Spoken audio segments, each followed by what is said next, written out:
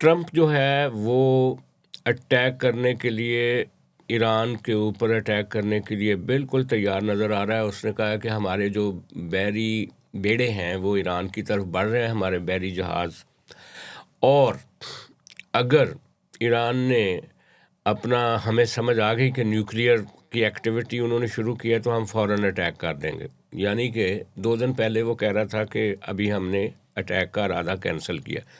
لیکن اس دفعہ یہ معاملہ اس لیے بھی سیریس ہے کہ رات سے عرب میڈیا جو ہے وہ یہ خبریں دے رہا ہے کہ جو گلف میں جو ایئرپورٹس ہیں جتنے بھی یو اے ای کے اور باقی بھی، انہوں نے اپنی انٹرنیشنل آپریشنز بند کر دی ہیں. اور ترکی نے، برطانیہ نے بھی قطر میں اپنے لڑاکا جہاز جو ہیں وہ بھیج دیے ہیں. تو جو وار تھیٹر ہے خلیج میں وہ کافی گرم ہو چکا ہے. لیکن پاکستان میں بھی ایک عجیب و غریب خبریں آ رہی ہیں. وہ یہ ہیں کہ جناب آپ کے فیض حمید صاحب کوشش کر رہے تھے، جرنلز ڈپلومیسی کر رہے تھے، سینئر جرنلز کو ان کی بچے مل رہے تھے، فیملی مل رہی تھی کہ کسی طرح ہمارے والد صاحب کی، ہمارے فیض حمید صاحب کی جو ہے نا وہ گلو خلاصی کروائی جائے، یہ جو جس طرح سے ان کا کورٹ مارشل ہوا ہے. اور کہا یہ جا رہا ہے کہ اب وہ تیار ہیں جی ایچ کیو اٹیک، اور خاص طور پہ 9 مئی کے جو اٹیکس ہوئے تھے ملٹری انسٹالیشنز پہ، اس پہ وہ یہ بتانے کے لیے تیار ہیں اب فیض صاحب کہ اس کے ماسٹر مائنڈ وہ اور عمران خان صاحب دونوں تھے، اور وہ جب وعدہ معاف گواہ بنیں گے تو پھر عمران خان صاحب کو کوئی بڑی سزا بھی ہو سکتی ہے. اسی طرح کی خبروں کے پس منظر میں وزیر اعلیٰ کے پی، انہوں نے آج بیان دیا ہے جناب کہ اگر اس دفعہ منگل والے دن میری ملاقات نہیں کروائی جاتی اگلے 2-3 دن میں، جو کہ منگل ملاقات کا دن ہوتا ہے آپ کے مرشد سے، تو انہوں نے کہا کہ پھر مجھے روکنا، میرے ساتھ عوام کے طوفان کو روکنا اس ریاست کے ان لوگوں کے بس میں نہیں ہوگا. اور تیسرا، پارلیمنٹ میں ڈومیسٹک وائلنس پہ ایک مشترکہ پارلیمنٹ کے اجلاس میں ڈومیسٹک وائلنس ایکٹ پاس ہوا ہے، جس سے آپ بال بال بچ گئے. اس کا ذکر ہم آگے جا کے تفصیل سے کریں گے، ورنہ آپ اس کی پکڑ میں آ سکتے تھے.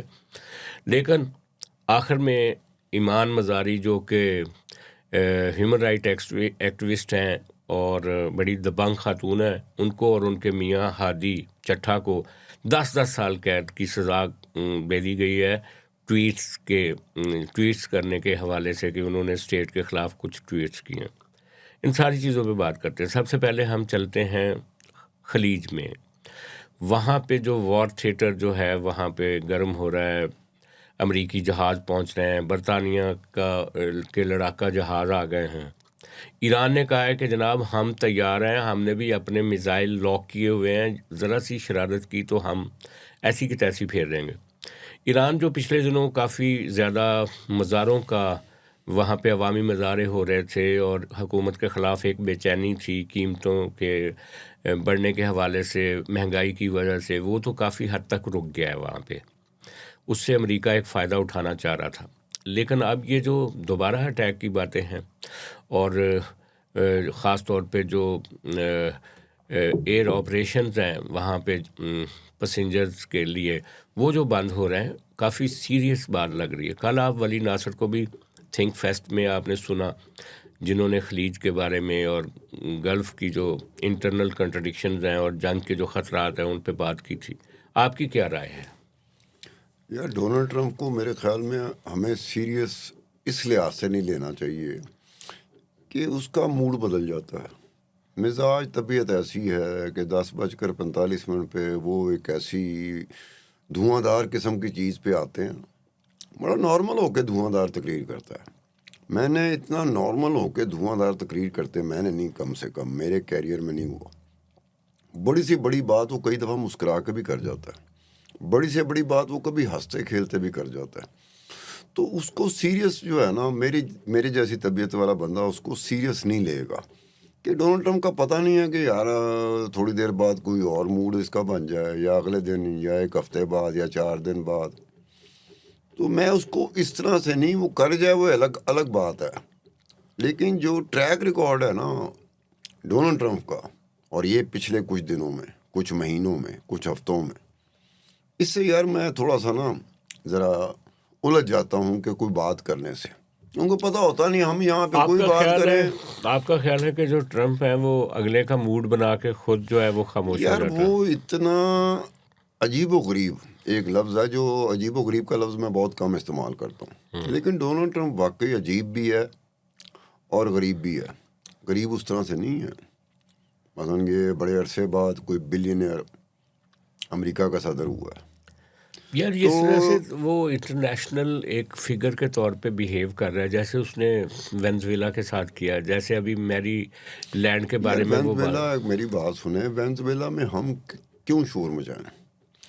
وہ جاتا ہے وینزویلا، اس کا پلان دیکھو، سپر پاور ہوگی جو مرضی ہو، اس کا پلان جو تھا وہ 101% ایگزیکیوشن پہ گیا.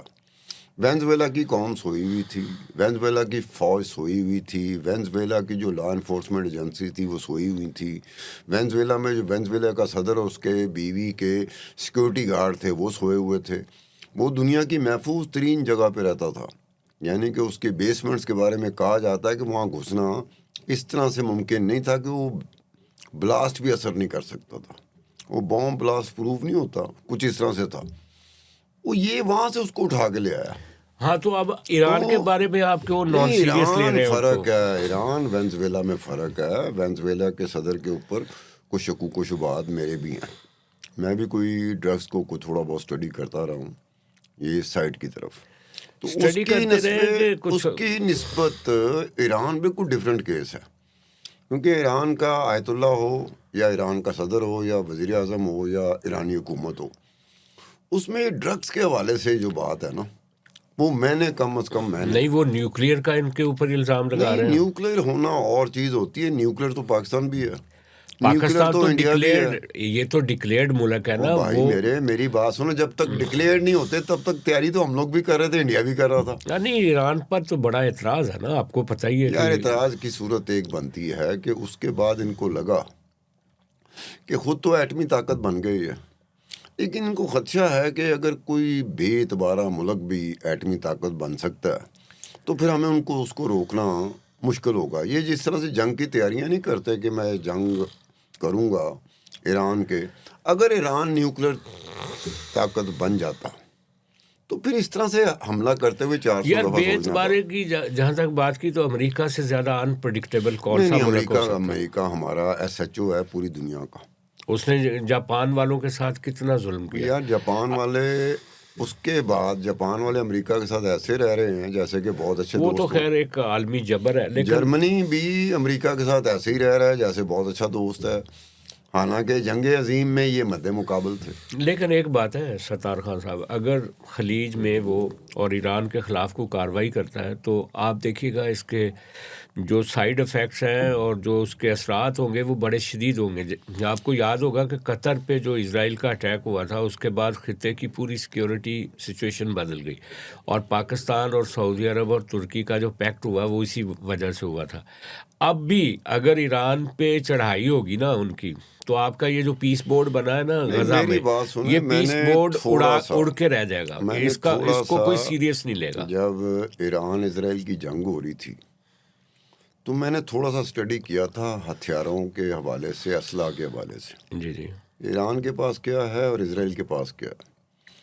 تو اسرائیل کے پاس آپ ایک چیز جو پہلی جنگ نے جو واضح کر کے سامنے لے آیا تھا، اور خاص طور پہ جس نے تھوڑا بہت اسٹڈی کر لیا ہو، وہ تھا اس کے میزائل تھے. میزائلوں پہ ضرورت سے زیادہ انحصار ہے ایران کا. اب جب جنگ ہو رہی تھی اس میں ایک چیز جو تھی نا، جو میں نے انویسٹیگیٹ کی تھی، وہ یہ تھی کہ ایران کے پاس میزائل ختم ہو رہے تھے، اور اسرائیل کے پاس ان میزائلوں کو ناکارہ بنانے والی ٹیکنالوجی تھی، جو ڈیفنس سسٹم تھا اس کے اسلحہ بھی کم ہو رہا تھا. یعنی کہ ٹارگٹ پہ وہ لینڈ نہیں کرنے دیتے تھے ایران کے میزائل کو. اس کو جو کاؤنٹر کیا جاتا تھا، جو اس کو ڈسٹروائے کرتا تھا، وہ ڈیفنس سسٹم میں اسرائیل کے پاس تھا. اب دونوں طرف سے حملہ کرنے کی صلاحیت بھی کم ہو رہی تھی ایران کی، اور دفاع کرنے کی صلاحیت بھی اسرائیل کے پاس کم ہو رہی تھی.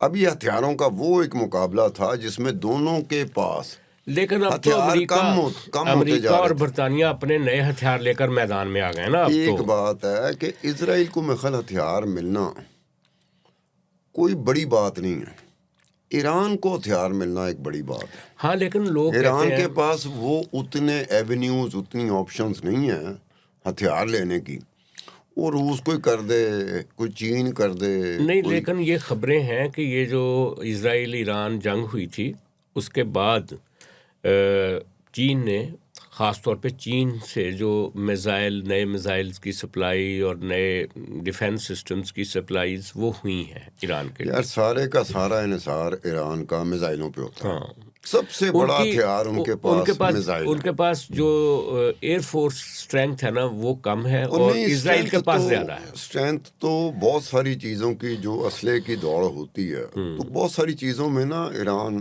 پابندیوں کی وجہ سے، پابندیوں کی وجہ سے بہت کم ایسا ہوتا ہے کہ روس نے دے دیا، چین نے دے دیا، یا وہ جو کوریا والا آپ کا دوست بیٹھا ہوا ہے جو کسی کی نہیں سنتا دنیا میں، سب سے بڑی تھریٹ تو وہ ہے۔ ہاں وہ اصل threat ٹرمپ کا اصل جوڑ تو وہ ہے۔ وہ بھی دیتا تھا۔ اچھا، دینے کا ایک میں بتاؤں، یہ بھی بات آپ لکھ لیں، میں نے اس کو اسٹڈی کیا تھا کہ جو روس کو ہی اس کو میزائل دیتا تھا یا کوریا کی طرف سے یا چین کی طرف سے، تو یہ کوئی لحاظ نہیں کرتے تھے، دے دیتے تھے، لیکن ساتھ ساتھ جو کنڈیشن لگاتے تھے نا، اس سے بھی مجھے ایران پہ ترس آتا تھا۔ ظاہر۔